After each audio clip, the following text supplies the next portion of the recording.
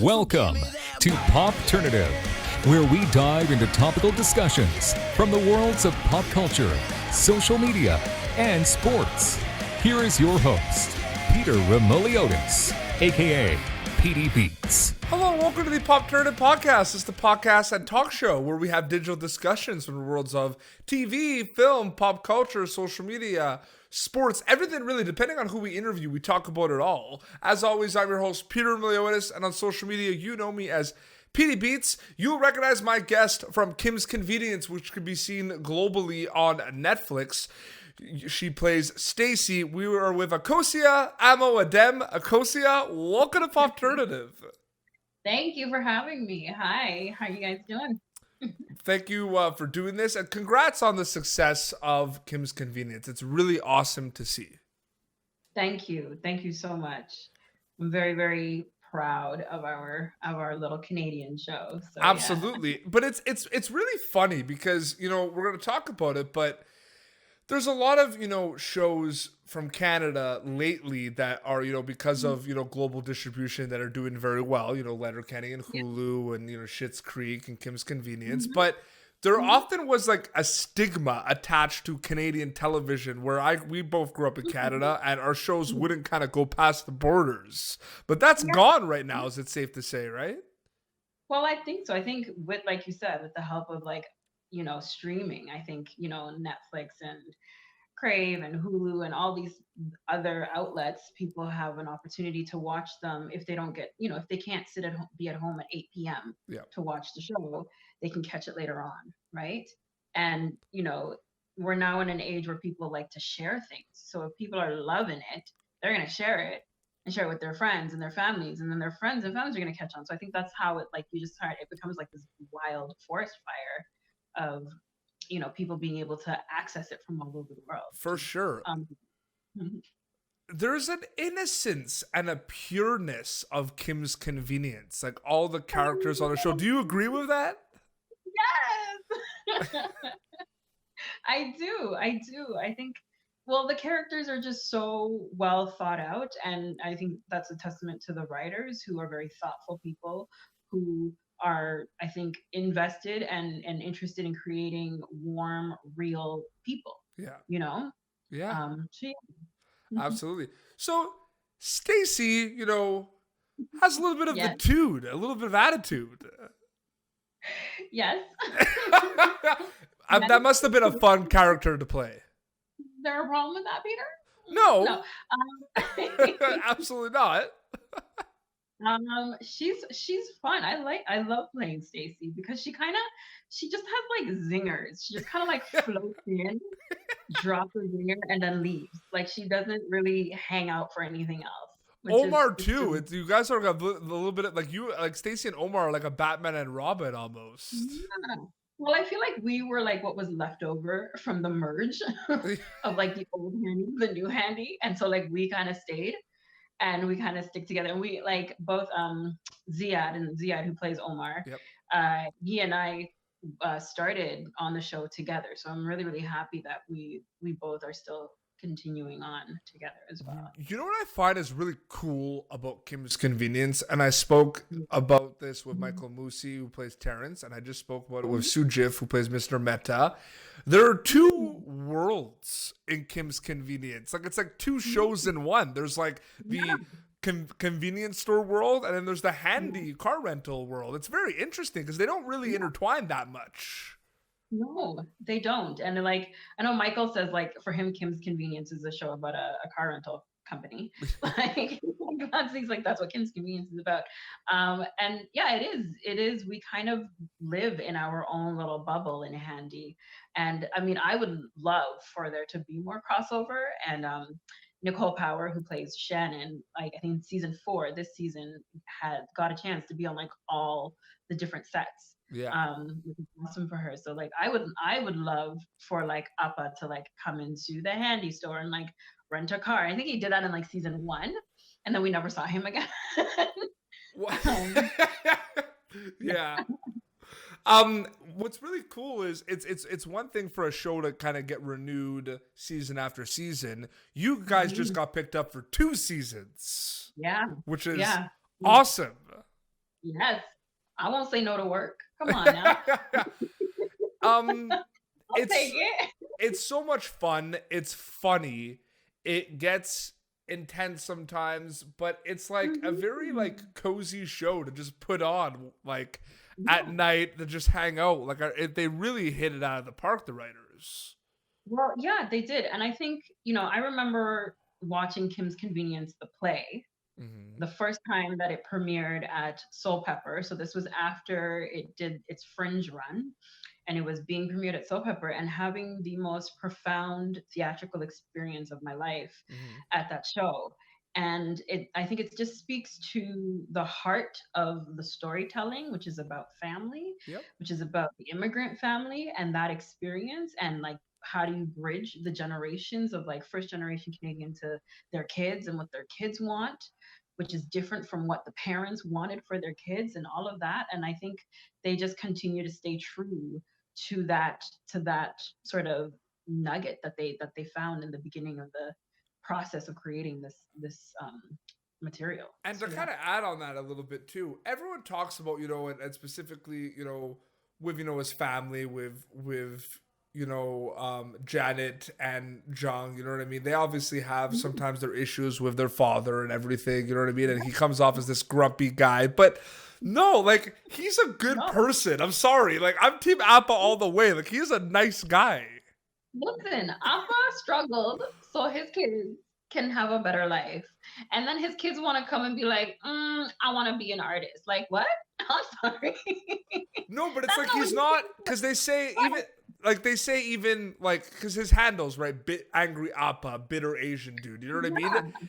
That's like Yeah. a stigma. Like I don't see that. You know what I mean? Like there's been No, characters in the past, these older generation characters who are like all upset all the time, and they're but like, that's the thing. Like, sorry, go no, ahead. no, continue. Continue. No, but I guess what I mean to say is that like he is who he is. He's had to be a very strong person to be able to take your whole life from what you used to be, come to another country, learn a whole new language, all in the name of providing for your family and providing opportunity for your children. Like you can't so he just sort of does what he has to do. And I think it's Canadian sensibilities that are like, oh, he's angry all the time, or he's so grumpy. And I like if you grow up in a immigrant household, you're like, no, that's just dad. Like, No, absolutely. I want to know, so I'll give you my two first, but I want to know your favorite kind of moment or scene from the convenience store life world and then from the handy world. So for me, the convenience world is I just love when Appa gets a new phone and Jung thinks he's texting a girl and then he yeah, ends up going to the club and meeting up with his dad. I love that. That is one of my favorite episodes. yes, yes, And yes. then for the handy rentals um when Kimchi and like they basically like they win the barbecue and then Terrence buys it. Oh yeah, yeah, yeah, Yeah, yeah. that whole storyline was awesome And too. he tries to sell it back to them.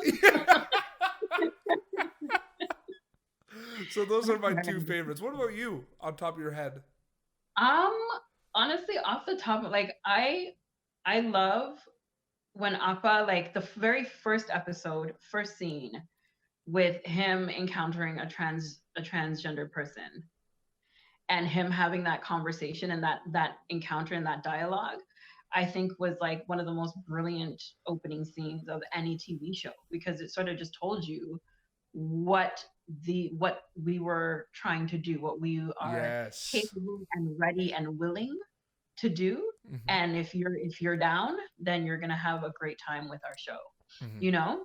So that was like that. I thought that was like an awesome moment to have, and to see like this man who is set in his ways in some regard, but is able to be open minded enough to learn something new, or to admit that he didn't know something. Hmm. I think it's just a beautiful moment in our show.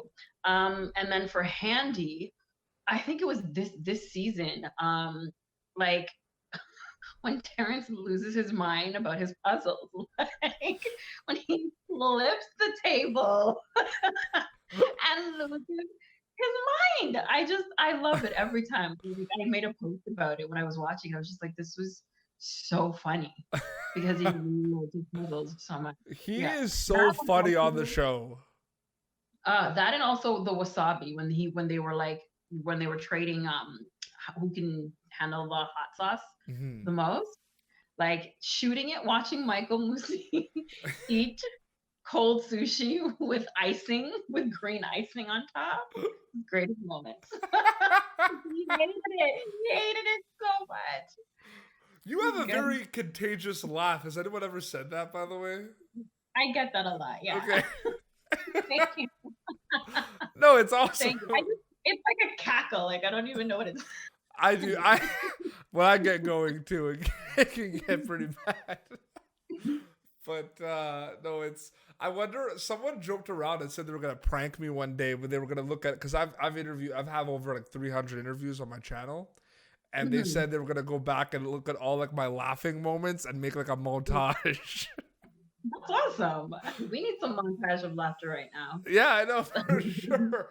Um, it's crazy because I went on Instagram Live with Paul 2 weeks ago, Mhm. and we had about Mhm. 3,000 people like tuning in live, which was nuts. Yeah. But what's even Yeah. more crazy is the amount of people like from all over the world Yeah. across Yeah. different time zones. Like, Yeah. it is so crazy that Kim's Convenience has reached so many people. It's awesome. What do you think about that? Well, I think it's amazing. I think it's thanks to Netflix, and I think right now thanks to coronavirus, like A lot everybody's of people are watching. watching it. A lot of people are watching Kim's Convenience, and it's also like CBC Gem, and just everybody working hard to give opportunity for this show because it's a great, great, great show. It really, really, really is. It's got talented artists working on it, and it's got amazing, and it's funny. Like it's funny. It's not even if I wasn't on the show. I mean, I wasn't on the show for like the first two seasons, and I loved it, because I found it funny and it's content that so many people can relate to, and I think that's what makes it so But I accessible mean, to everybody. we're from Canada, right? Too, right? So like, us watching it, like, we get a lot of it. It's very Canadian at times, though. And I love that. I love that it's so Canadian, No, but but it's so Toronto. Like every time you see like a streetcar go by, I'm like, yes, Toronto. no, but it's one of those things where like I have some friends on Letterkenny, and Letterkenny's on Hulu now, and Yeah, it's nuts. Like, it's exploded in the yeah, United States. Like, it's crazy, right? But yeah. you could associate their show with like Mm-hmm. rural North America. You know what I mean? Like, a lot of Mm-hmm. people that live in the States can be like, this reminds me of my small little town, outside Arkansas. You know what I mean? Like, they can relate Yeah. to it. You know what I mean?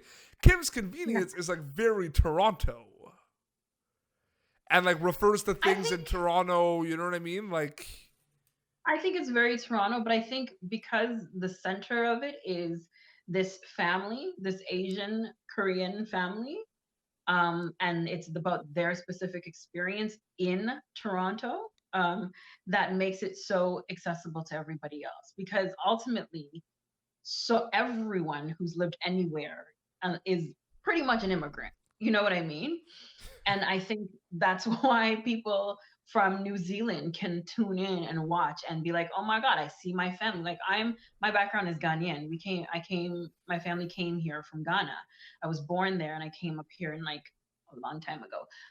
Um, but like I said, when I watched the play, I saw my family. I saw the dynamics between my mother and my father. The fact that Appa and Oma in the play only spoke Korean to each other. They didn't speak English to each other. Like that was something that was so specific to growing up in an immigrant household where you have English outside your door, but when you come inside your door, inside your home, it's a whole nother language and a different culture that's at play, and I think so many people can relate to that.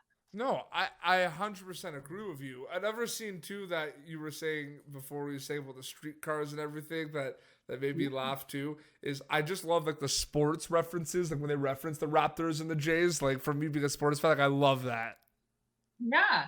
Well, I think Ince is like he's a proud Korean Canadian, and so any opportunity that he can to infuse you know, his proudness, if that's a word, the pride that he has for being Canadian. And I think it's important to the writers and the developers of the show that it be very Canadian and people understand that it is a Canadian show, and Canadian shows can be great, can be entertaining, and can be Funny. like have a lasting impact and be funny and have a lasting impact on our It doesn't culture. happen often, but I had a snorting moment with Kim's Convenience. Like when when you laugh so hard that you snort. Has that ever happened to you? Yes, So when did that happen? it happened when the Appa gets a new TV, and then Oma's Yes. like, "Oh, I gave the old TV away," and he's like, "What?" He's like, "Because of the Y2K and everything, like I stored like $3,000 in the TV," and Yes. she's like, "Why'd you do that?" He's like, "Y2K." Y2K, bruh. And then they have to go to the house and go and get back their money. And he's fixing the TV like in the bathroom. Fixing it. Yeah. That was like Oh. hilarious. No, but just that line, like, "Why'd you do that? Y2K." No, it is. Yeah, it is great. crazy. Well, Akosua, thank you so much for joining me on the show to talk about Kim's Convenience. I really, really had a fun time chatting with you. I had a good time with you too. Oh, absolutely. And hopefully we could see a little bit more of those zingers from Stacie in the near future. Yes.